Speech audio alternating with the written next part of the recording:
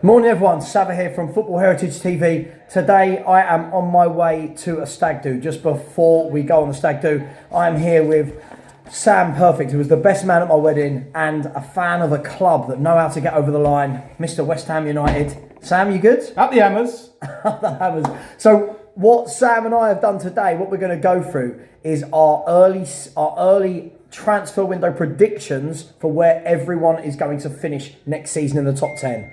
Now, the rules will be simple, Sam. We're allowed to change 3 of these teams at the end of the transfer window. Right. Okay? So this is caveated to where we are right now. Let us know in the YouTube comments if you agree, disagree. Feel free to call us names. It's absolutely fine. So we'll go in reverse order. So for me, in 10th place, I have gone with Brentford. I think they're going to be the same as last year. They'll have to find a way to play without Tony, but I think their scouting is excellent. I think they're a great little unit, and I can see them picking off all the teams at the bottom. Oh, right. So obviously I've gone for West Ham. I believe because of our changing style of play at the start of last season, what we saw was a very disjointed display all season. When we then converted towards the back end of the season back to how we normally play, which is counter-attacking football, where we didn't get too big for ourselves, think we should be playing teams off the park. We're definitely finished 10th with the Europa League football. I just knew he was going to chuck West Ham in there. It's ridiculous because they won the World Cup in 1966, if you didn't know. 9th, who you got in 9th? Villa. I think with the added European football, I think it might take them down the league a little bit, but I think Unai Emery is a phenomenal manager. But it all comes down to signings. But I think Tielemans will make a difference because I think he didn't want to be at Leicester last season, put in a terrible shift. But he is a good player. Would you say 9th and possibly winning the Conference League? Yeah. Okay. Even though Juventus are in it? Then no. Okay. I've gone for Brighton in 9th. I think Brighton are a very good team. I think they're actually better than some of the teams I've put above them. Again, though, their first foray into Europe. They're losing Casado. They're losing McAllister. God knows they might lose somebody else. I reckon they're going to be 9th and have a good European Cup run. 8th. Easy. We both got the Spurs in 8th. So apologies. I know that people will. I know that Spurs fans will be going mad at me. I do think that 8th will actually get European football next year because don't forget the top 5 get Champions League. So I do think that we will scrape into Europe by hook or crook. I think that it's about consolidation for Spurs, and I think the pressure needs to come off Postecoglou. So all these people like the Chris Cowlins telling us that we must win a trophy and we've got to get top 4, I can't see it. I think reason I've got Spurs in at 8th is because they've still got Kane. I think if you lose Kane, then they'll be one of the teams after the end of the transfer window that I'll probably be moving out of the top 10. Oh, no pressure, Harry. Mr. Unambitious Harry Kane. Oh, I said that live. People will hate me for that. Right, let's go to the top 7. In 7th, I've got Aston Villa. I think Aston Villa will spend. I think they've got a great manager. I think they've got a goal scorer in Watkins. I think they've got a fantastic set of midfielders that will just get better. Add a couple of centre-halves. I think they're good to go. So I've gone for Villa in 7th. See, I've gone for Brighton, and everyone's saying to me about Brighton, they're going to drop off because they're selling players. And I saw this with Southampton. You remember Southampton had a really good production line of players and they kept selling them. But I think they've probably got one more year and then everything will be picked up. I think they'll replace what they lose this season. Then you'll see them drop away next year. I think Brighton will finish 7th, even though they've got European football. Yeah, good team though. Good team. Let's go into the top 6. I've put Newcastle at 6th. Now, some people say it's a bit contradictory of me because I've said how I think they'll fly now they've got new owners. However, I think year 1 going into the Champions League, having to play every couple of days, less training, lots of players they need to bring in. It's new for Eddie Howe and it's new for most of those players. I think that they'll still finish in the Europa League, but I think it'll be 6th. I've gone for Chelsea. I think Chelsea will move back up the table. I actually struggle with Chelsea because there's a part of me that thinks they actually, with Poch back in there, I think they could actually finish in the top 4, but I'm playing on the side of caution at the moment, just because I don't know who they're going to sign or get rid of. But I think Chelsea will definitely be top 6, and at the moment I've got them in at 6. Yeah, well, do you know what? If we jump straight to 5, then I've got Chelsea in at 5th. I was tempted to put them in at 4th. I think what Chelsea have got now is they're getting rid of a lot of the deadwood. You think Loftus-Cheek is going, Kovacic is going, Kante's gone. Looks like they're selling Lukaku. One of the keepers will go. They're bringing in looks like they're signing Moises Caicedo and Kunku's coming in. and more importantly, Sam, they're going to be playing once a week. So I think they're going to get fifth, and I think they'll creep into the Champions League again. So fifth, I've gone Man United.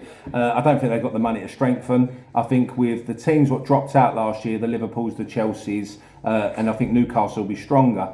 I think Man United don't have enough to have another year in the top four. Even if they get the Qatari owners? I don't think they'll be in by the start of the season. I don't think they're going to go out and do big business in January. I just don't see them getting in. They've got to shift players before they can sign players. And without a striker, I just can't see them making that leap. Yeah. No, okay. Fourth, who have you got in fourth? I've gone controversially Arsenal. I don't think that's controversial. I've gone Arsenal as well. I don't think there's a part of me, and I've been saying it all literally since the last 3 months of the season to you.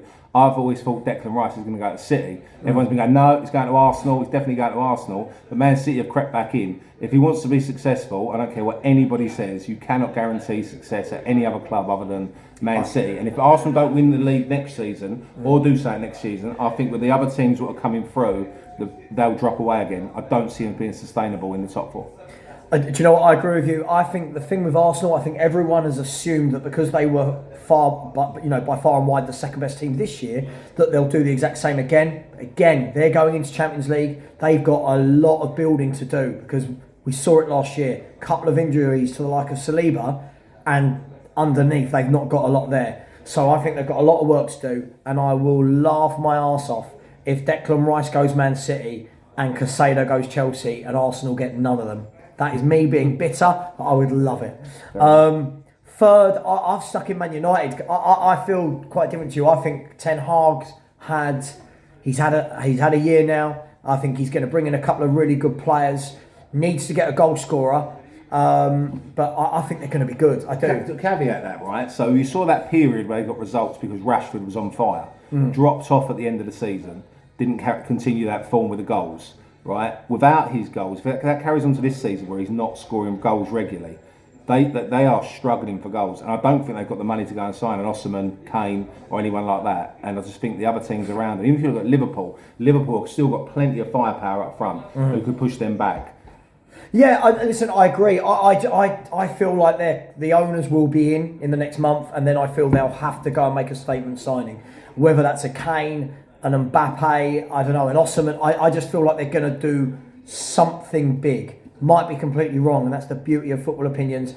By the way, we're sitting here on, the 15th, 16th of June saying this? 16th, so this could all change by the 16th of August. If we go to the top two... have I done my third? I haven't done my third. Have you not done your third? Sorry, mate, go on. My third is Newcastle. Okay, right, because shout. I think as good a season as they had, I think their best player is Isak, however you say it, yeah. Right, and he was out for a massive proportion of it, and he gives them a completely different dynamic to how the team play. I think more importantly, they are going to sign players. So if you look, predicting what Arsenal are going to sign, Liverpool are going to sign, Chelsea are going to sign, these guys are going to sign players. Yeah. Right, and he will sign a player who fits into how he wants to play in terms of they'll be industrious, they'll work hard, it will all be about the team. Yeah. So I actually think as long as they add to the squad, they could kick on. Because remember, they've done this without big signings. Listen, I agree with you. I'm not knocking Newcastle, and they for me are one of the three I will probably change depending on the signings. Yeah, if they bring in, they're talking about bringing in players like Nicola Barella. If they bring in players like Barella, then the rest of us need to really, really worry. Let's go for the top two. Let's wrap this up. I think we've gone for the same, haven't we? Same. Second place, Liverpool. Why did you put Liverpool in second? I think Liverpool are going to come again. I think they've signed McAllister already. I think they'll sign another midfielder.